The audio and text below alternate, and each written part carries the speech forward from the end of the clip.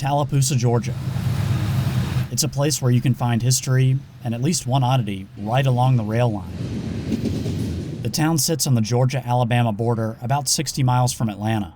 One of the first things you'll notice is this historic standpipe water tower.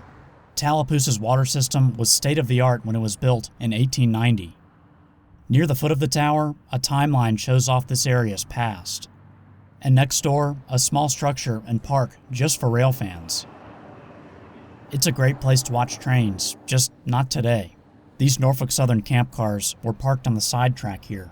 The cars house maintenance of way workers and have most of the amenities the crews will need while they're on the job.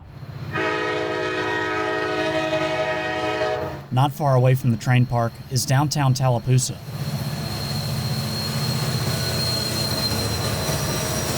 The city was incorporated in 1860, but this area sprung up a little later. It was built along the former Georgia Pacific Railroad. That railroad would ultimately become part of the Southern Railway and is now controlled by Norfolk Southern.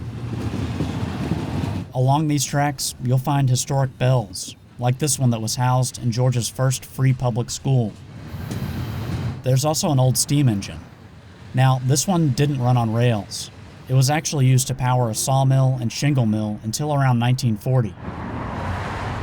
Some of its story, like where it was made, is cast right into the metal. There's no doubt artifacts like this will catch your eye as you drive through town. But there's one more thing that will definitely get your attention. Hanging from the old standpipe is a cage and sign promoting the town's Possum Drop. In New York City, they drop a ball on New Year's Eve, but here, they drop a marsupial. But why a possum?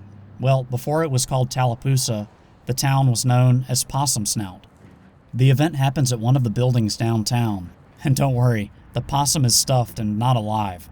That tradition is certainly an interesting part of this area's story. But one of the most enduring things in Tallapoosa is the railroad.